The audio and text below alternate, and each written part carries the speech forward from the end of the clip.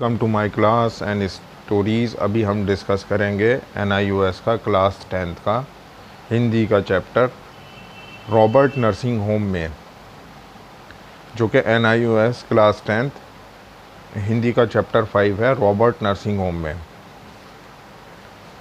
चलिए स्टार्ट करते हैं। आप कभी न कभी किसी अस्पताल या अन्य नर्सिंग होम में अवश्य गए होंगे। वहाँ आपने यह ध्यान दिया होगा कि किसी तरह कुछ लोग रोगियों तथा पीड़ितों की सेवा करते हैं। ऐसे दृश्य आपने भी दूसरों के लिए कुछ कर पाने की इच्छा जागते होंगे। आपनों की सेवा तो सभी करते हैं, पर बड़ी बात तो तब है जब दूसरों के लिए भी कुछ किया जाए। दूसरे के लिए कुछ करने की भावना से भरे लोग जाति, क्षेत्र, भाषा, धर्म, लिंग व रंग आदि के बंधन में नहीं बनते। वे तो बस यह मानते हैं कि मनुष्य में भेद कैसा। मनुष्य तो मनुष्य है, वह कुछ हो ही नहीं सकता। आइए इस पाठ को माध्यम से ऐसे ही भावना रखने वाले लोगों के विषय में जानने की उनसे प्रेरणा लेने का प्रयास करते हैं। उद्देश्य: मानव जीवन में सेवा भाव और करुणा, प्रेम तथा उदारता के महत्व का उल्लेख कर सकेंगे। क्षेत्र, भाषा, जाति, धर्म, रंग भेद आदि के बारे में अपनी विचारधारा प्रस्तुत कर सकेंगे। विश्व स्तरीय त्याग व समर्पण के क्षेत्र में महिलाओं के योगदान के विषय में बात कर सकेंगे। पाठ की भाषा शैली पर टिप्पणी कर सकेंगे। ट्रिपोतार्ज विधा का वर्णन कर सकेंगे।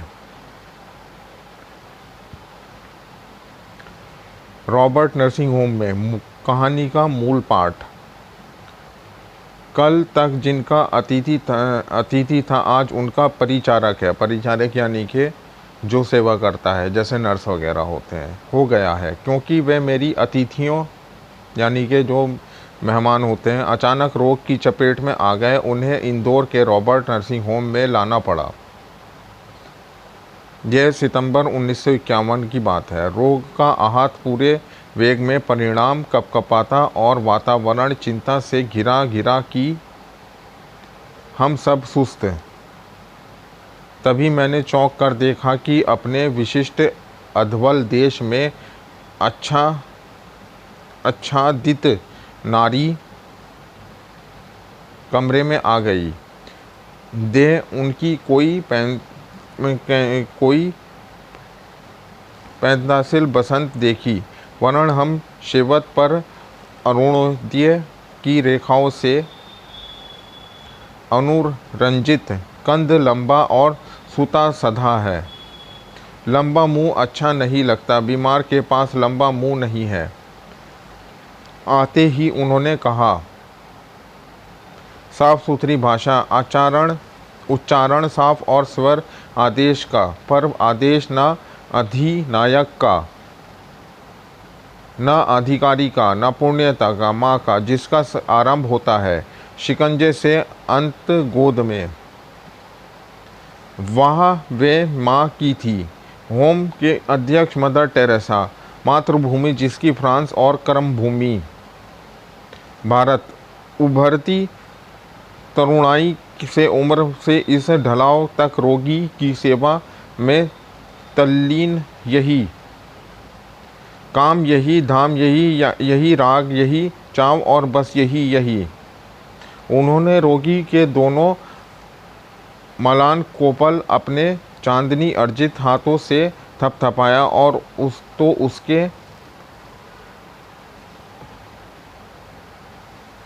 उसके सूखे अधेरों पर चांदी की एक रेखा की खींची गई और मुझे लगा कि वातावरण का तनाव कुछ कम हो गया। तभी खाटक और हमारा डॉक्टर कमरे में भीतर। मदर ने उसे देखते ही कहा, डॉक्टर तुम्हारा बीमार हंस रहा है। हाँ मदर, मैं हंसी बिखेरती जो हो। डॉक्टर ने अपने जाने कितने अनुभव यों एक ही व्याख्या में गुद गए। मैंने भावना की अभिभूत को सोचा जो बिना प्रसव किए ही माँ बन सकती है। वही 30 रुपये मासिक पर 20 वर्ष से दिन और रात सेवा में लग सकती है और वहीं पीड़ितों को तड़पते जीवन में हंसी बिखेर सकती है। तीसरे पहर के समय थर्मामीटर हाथ में लिए वे आई और मदर टेरेसा और उनके साथ एक नवयुवती उसी विशिष्ट धवल वेश में गौर और उनका आकर्षक, हाँ गौर और आकर्षक पर उसके स्वरूप का चित्रण करने में ये दोनों ही शब्द असफल हैं। यह कहकर उसके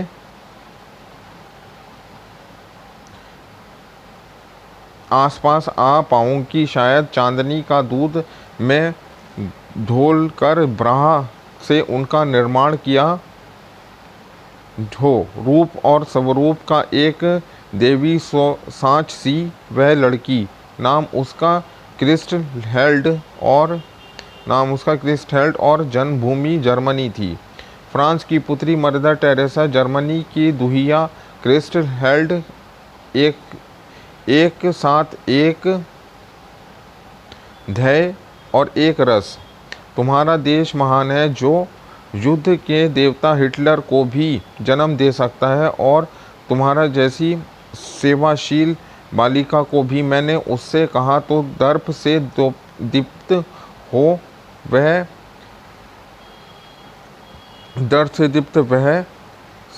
स्टैच्यू हो गई और अपना दाहिना और पैर पृथ्वी पर बैक से ठोककर बोली, यस। वह दूसरे कमरे में चली गई और तो मदर टेरेसा ने को टटोला, आप इस जर्मनी लड़की के साथ प्यार से रहती हैं? बोली, हाँ, वह भी ईश्वर के लिए काम करती है और मैं भी, फिर एक प्यार क्यों न हो। मैंने नश्तर चुभाया और फ्रांस को हिटलर ने पददलित किया था कि यह आप कैसे भूल सकती हैं। नश्तर तेज था, चुंबन गहरी, पर मदर का कलेजा उससे अछूता रहा। बोली, हिटलर बुरा था, उससे लड़ाई छोड़ी, पर उसने इस लड़की को भी घर ढा दिया गया और मेरा भी।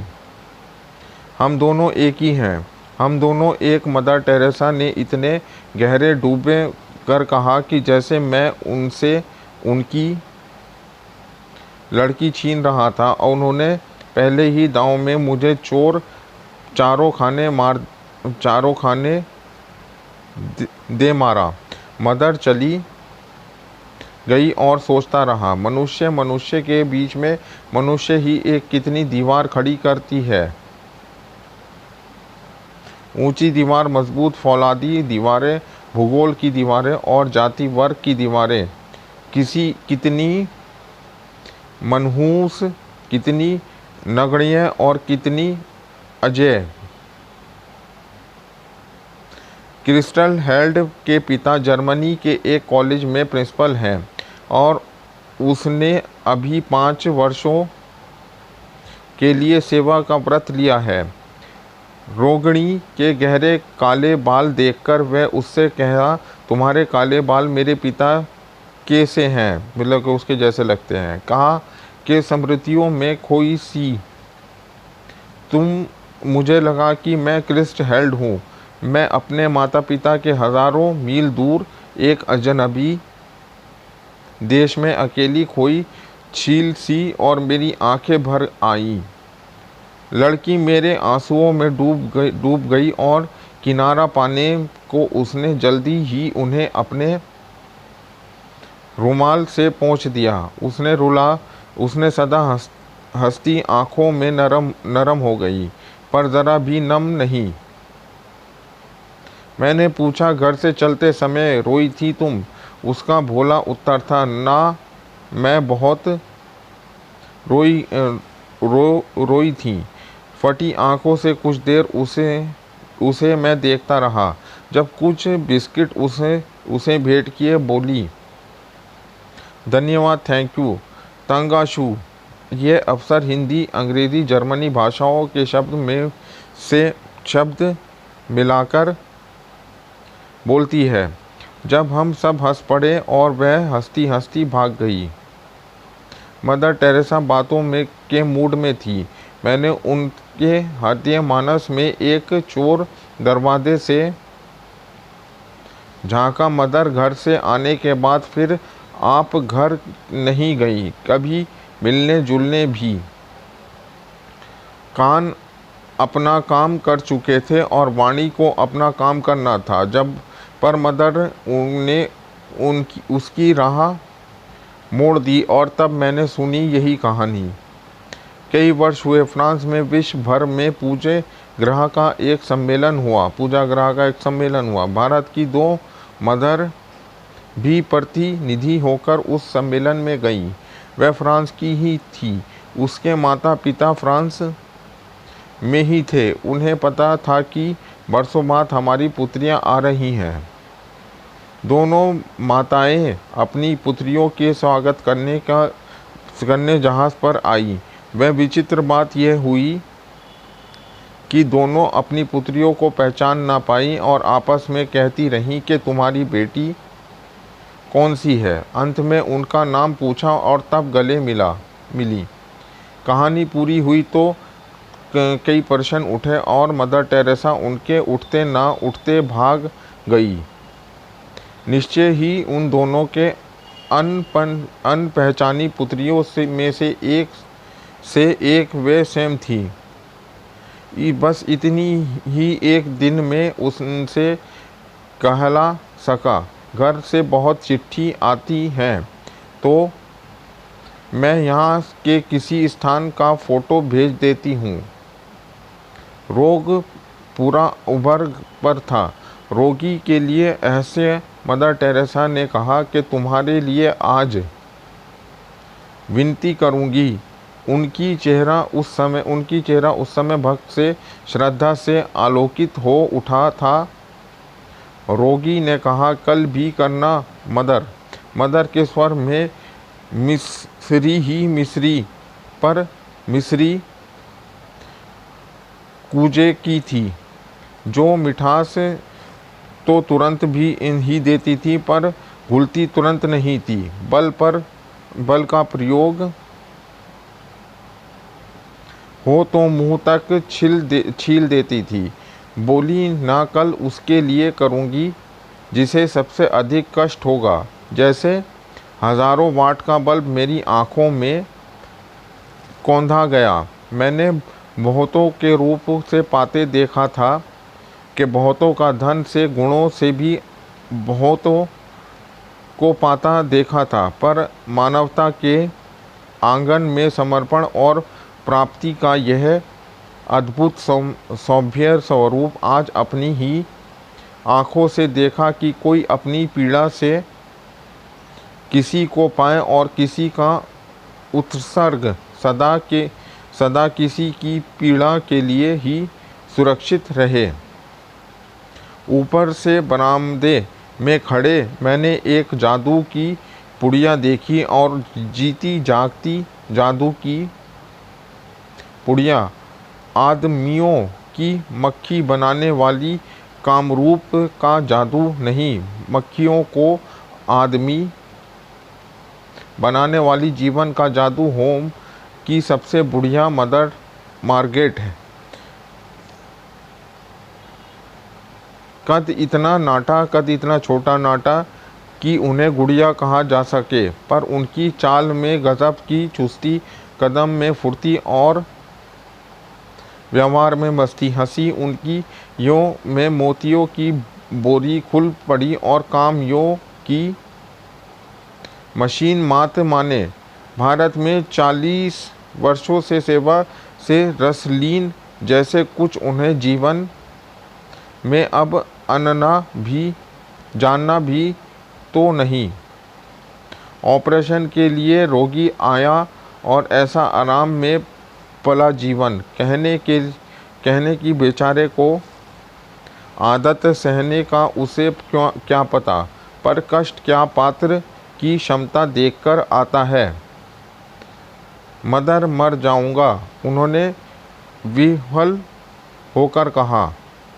वातावरण चित्कार की विविधता से भरा गया, पर बूढ़ी मदर की हंसी में दीपक में झपकी तक नहीं खाई। बोली, कुछ नहीं, आज ये एवरीथिंग सब कुछ, कल समथिंग कुछ और सब बस इस पर नथिंग कुछ नहीं। और वे इतने ज़ोर से खिलखिलाकर हंसी के आसपास कोई होता तो झेप जाता। एक रोकी उन्हें देखकर देखा, चिंता का गर्त से उस उभरती रोगणी जोर से चुटकियाँ बजाकर किलकी की उती जी उठी। अर्थ ये कि जी उठी, मतलब कि उनका जो कहना था जी उठी, अर्थ उसका होता है जी उठी। यह अनुभव कितना चमत्कारी है कि यहाँ जो कितनी अधिक बूढ़ी है वह उतनी ही अधिक उत्फुल्ल मुस्कुरानी है, मतलब कि हंसमुख। यह किसी दीपक की ज्योत है, जागरूक जीवन की, लक्ष्यदर्शी जीवन की, सेवा निरत जीवन की, अपने विश्वासों के साथ एकरा जीवन की भाषा के भेद रहे हैं, रहेंगे भी, पर यह जोश विश्व का सर्वोत्तम ज्योत है। सिस्टर क्रिस्टल हेल्थ का तबादला हो गया। अब वह धानी के भील सेवा केंद्र में काम करेंगी। ओह, मैं उस जंगली जीवन में ये कुर्रियरिका तो अपने सौरभ में इतनी लीन है कि उसे स्वर्ग के अतिरिक्त और कुछ दिखता ही नहीं है। वह हम लोगों के मिलने आई, हंसती खिलती बिखरती और कुदकती। यहाँ से जाने के उसे विषाद नहीं। वह नई जगह देखने के चाव उसके रोम रोम में थी, पर मुझे उसका जाना चोट सा रहा था। वह दूसरे रोगियों से मिलने चली गई। इधर उधर आते जाते वह 2-3 बार कमरे से बाहर से निकली, पर फिर एक बार भी उसने उधर नहीं झाँका। मैंने अपने से कहा, कोई लाख उलझे, उसे किसी में नहीं उलझना। और अब वे सिस्टर क्रिस्टल हेल्थ का सच यह है कि सिस्टर मदर वर्क का नर्सिंग निर्लिप्त निर्दयी जीवन पूरी तरह से मेरे मानस अछूतों में समा गया। और फिर मैंने आप कहा, सिस्टर क्रिस्टल हेल्थ, हम भारतवासी गीता को कंठ में रखकर धनी हुए, पर तुम तो जीवन में ले कृत्र हुई। कन्हैया लाल मिश्र प्रभाकर जो इसके राइटर थे। तो ये थोड़ी सी वर्ड टफ थे, लेकिन इसको समझाने की हमने कोशिश करी। जो इसमें समझाया गया, कोई गलती हुई तो उसके लिए sorry. Thank you very much for watching the story.